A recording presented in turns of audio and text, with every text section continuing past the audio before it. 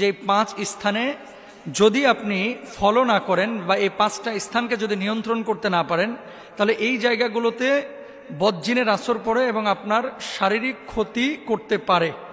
এখন আপনি উত্তরণের উপায় কি এবং কোথায় সেগুলো রয়েছে বা কোথায় সেগুলো থাকে? দেখেন, ঘরের এমন কিছু জায়গা রয়েছে যে জায়গাগুলোতে কেউ কোনোদিন শয় নাই, আপনি বিছানা করে রেখে দিয়েছেন এবং ঈদের পরের দিন শুয়েছেন, শোয়ার পরে 1 বছর আপনি ঢাকায় রয়েছেন, আগামী ঈদ পর্যন্ত বিছানাটাকে ওইভাবে আপনি রেখে দিয়েছেন। এইরকম বিছানা আপনারা রাখবেন না।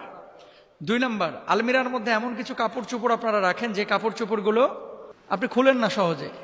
5 মাস 6 মাস 7 মাস চলে যাচ্ছে, কিন্তু কাপড়গুলো আপনি খুলে একবার দেখেনও না, ফলো করেন না, তাকান না। যদি এরকমটা হয়ে থাকে, তাহলে আপনাদেরকে অবশ্যই যে কাজটি করতে হবে, এই চাদরগুলো এবং এই ঘরগুলো যাতায়াত করতে হবে, ঝাড়াঝাড়ি করতে হবে এবং ব্যবহার করতে হবে। রাসূল সাল্লাল্লাহু আলাইহি ওয়াসাল্লাম কি বলছেন? পুরুষের জন্য 1খানা চাদর, তার স্ত্রীর জন্য 1খানা চাদর এবং তৃতীয়টি অতিথির জন্য, আর চতুর্থটি হচ্ছে শয়তানের জন্য। সহিহ মুসলিমের কিন্তু হাদিস। তার মানে কি, যদি চাদর থাকে, অব্যবহৃত যদি বিছানা ভাঁজ করা থাকে, নিয়মিত এই বিছানা এবং চাদরগুলো আপনারা ঝাড়বেন। যদি ঝাড়েন, শয়তানের ওয়াসওয়াসা এবং বজ্জিনের আসর থেকে আপনার বাচ্চা কাচ্চা ভালো থাকবে এবং আপনিও ভালো থাকবেন। এবার আসেন 2 নম্বর, আপনার বাড়ির সবচেয়ে আদর্শ জায়গা বজ্জিন বা শয়তানের হচ্ছে আপনার বাথরুম। কিছু বাথরুম যেখানে ঢোকা যায় না, আবার কিছু মানুষের বাথরুম আছে বেডরুমের চাইতে বাথরুমটা সুন্দর, যারা রুচিশীল।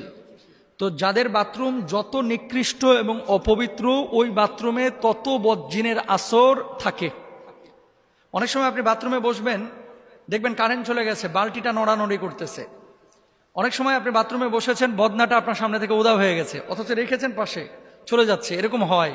এখন এই কথা শোনার পরে অনেক দর্শক অথবা আপনারা অথবা যারা আপনারা রেকর্ড করতেছেন, আপনারা মনে করবেন যে এটা মনে হয় ফাউল কথাবার্তা, এটা কেমন কথা, বালতি আবার একা একা নড়ে কিভাবে? যখন আপনার সামনে ঘটবে তখন বলবেন যে আসলে এটা কিভাবে ঘটে। আর এখন তো সহজ, সিসি ক্যামেরায় কিন্তু এই ধরনের ভৌতিক বিষয়গুলোও দেখা যায়।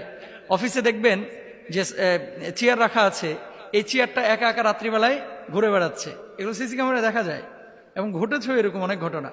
তো দেখেন, বাথরুমে যখন আপনি ঢুকবেন, বাথরুমে ঢোকার আগে আল্লাহুম্মা ইন্নী আউযু বিকা মিনাল খুবুসি ওয়াল খাবাইস দোয়া পড়ে নেবেন। আচ্ছা, এই বাথরুমের মধ্যে কে থাকে? দুষ্ট খবিস প্রকৃতির শয়তান জিন থাকে, জিন শয়তানও থাকে। এজন্য হাম্মামে প্রবেশ এবং বের হওয়ার ক্ষেত্রে আল্লাহ রাসূল সাল্লাল্লাহু আলাইহি ওয়াসাল্লাম বলেছেন, পায়খানার স্থান হচ্ছে জিন এবং শয়তানের উপস্থিতির স্থান। সুতরাং যারা পায়খানায় যাবে তারা যেন এই দোয়াটা পড়ে তারপরে প্রবেশ করে, মানে প্রবেশ করবেন এই দোয়াটা পড়ে। যদি পড়ে প্রবেশ করেন, এখান থেকে বজ্জিনের কেটে পড়বে। আরেকটা বিষয় আপনাদেরকে বলে রাখি, আপনাদের অনেকেই আছে, বিশেষ করে নারীর মধ্যে এবং পুরুষদের মধ্যে আমাদের কাছে এই ধরনের প্রশ্ন আসে, বাথরুমে ঢুকে উলঙ্গ হয়ে গোসল করে, একেবারে গায়ের ওপরে কোনো কাপড়ে রাখে না। এই ধরনের চিত্রগুলো, যেগুলোকে নেকেড চিত্র বলা হয়, এই ধরনের চিত্রগুলো আসলে জিন শয়তান এবং আপনার যারা ওয়াসওয়াসা দেয়, এদের একটা আদর্শ চিত্র বা এই চিত্রগুলো তারা পছন্দ করে। এগুলো কখনো করবেন না, এগুলো আবারও বলি কখনো করবেন না। প্যান্ট পরে ঢুকেছেন বা লুঙ্গি পরে ঢুকেছেন, ওটা পরে আপনি গোসলটা করবেন ইনশাআল্লাহ তাআলা। আর কিছু মানুষ দেখবেন উপুর হয়ে শয়, মানে নিতম্ব উপরের দিকে, বুকটা নিচের দিকে, বালিশের ওপরে বুকটা রেখে উপুর হয়ে শয়, এভাবে আপনারা শোবেন না। এই ধরনের শোয়া যারা অবলম্বন করে, বজ্জিনের আসর এবং বোবা জিন তাদেরকে বেশি ধরে। এটা রাসূল আকরাম সাল্লাল্লাহু আলাইহি ওয়াসাল্লাম পছন্দ করেন নাই, আপনারা খেয়াল করবেন। এবং যখন বাথরুম থেকে বের হবেন তখন গুফরান একা পড়বেন। আর বিশেষ করে সন্ধ্যাবেলায় আপনারা জানালাগুলো লাগায় রাখবেন। সন্ধ্যাবেলায় যখন মাগরিবের আজান হবে তার আগে আপনারা জানালা লাগায় দেবেন। আপনারা কি করেন, জানালাটা লাগান কখন?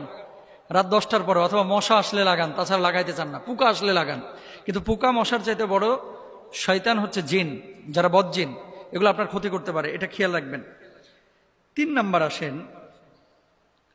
কিছু জামা কাপড় আপনারা দীর্ঘদিন ঝুলায় রাখেন এবং রাসূল আকরাম সাল্লাল্লাহু আলাইহি ওয়াসাল্লাম বলছেন, তোমাদের জামা কাপড় ভাঁজ করে রাখো, কারণ এইসব জামা কাপড়ের কাছে দুষ্ট জনেরা ফিরে ফিরে আসে, আর শয়তান ভাঁজ করা জামা কাপড় পরে না, মেলে দেওয়া পোশাক পেলে পরিধান করে। এটা সিলসিলা জাইফার মধ্যে রয়েছে 2801 নম্বর অংশে।